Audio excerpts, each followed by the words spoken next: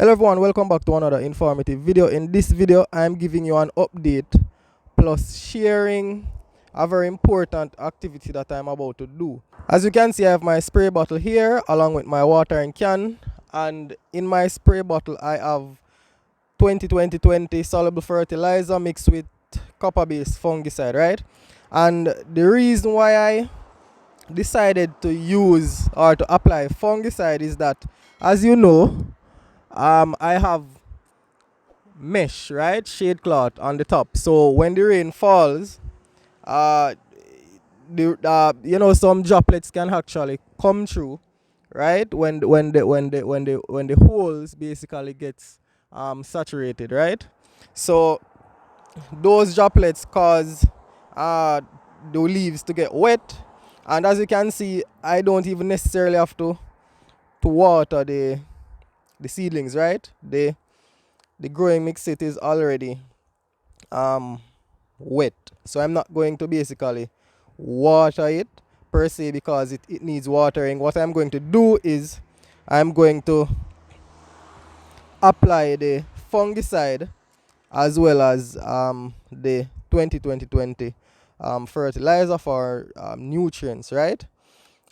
So the reason why I decided to use the fungicide is because as you know by now, or as you should know by now, what is the most conducive environment for fungal growth? Yes, it is moist environment where the relative humidity is higher, right? This causes prolific growth of fungal spores.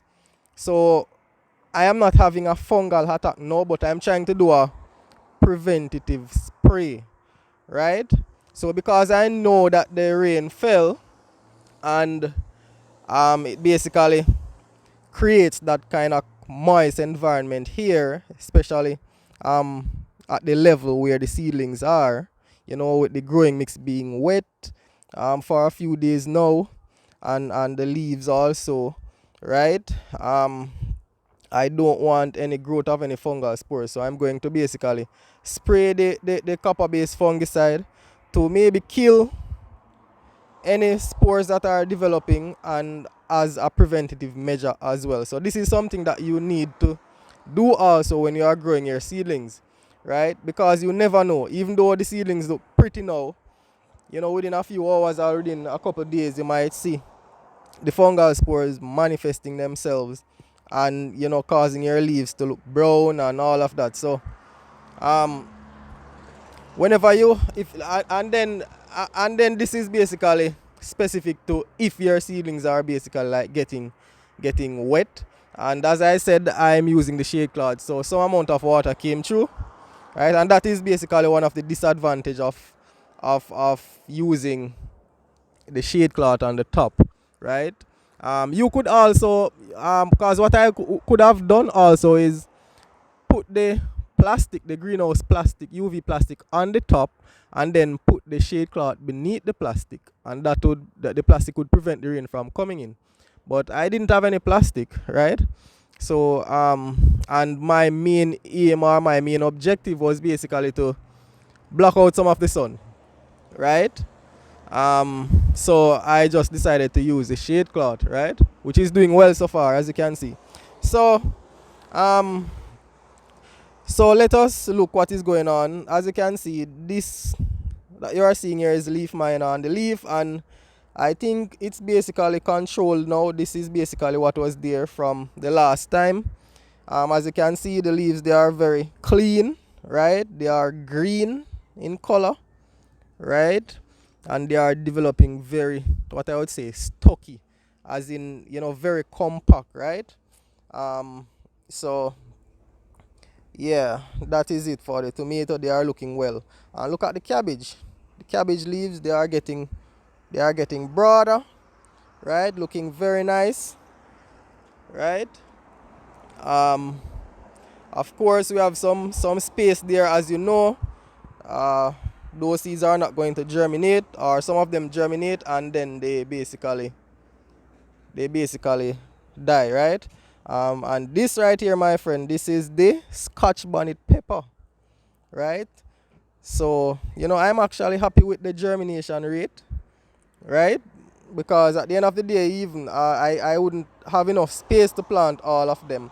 But if you can recall, I told you that I'm going to plant one full tray for each seed because I know in myself that the germination might be poor, right? So I'm happy I get so many of the seeds to basically germinate.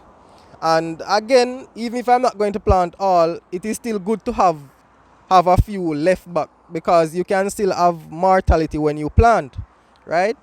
When you plant, you can still have seedlings dying, so it's always good to have, you know, some extra ones to plant back, right? And this right here is basically the chili pepper, right? The chili pepper right here, and as you can see, the chili pepper is looking wonderful, beautiful. I couldn't have asked for anything better, right? And this right here is the sweet pepper. The sweet pepper, and again, they are looking brilliant, right? This that we have right here is Kalalu, right? They are taking their time, right? And as you know, we have the celery over there. I'm going to look on and eat that shortly. But I just wanted to basically discuss the fungicide application, the reason, and that you should also have this in your mind as well, right? So, if you have any questions, any comments, please put them in the comments area.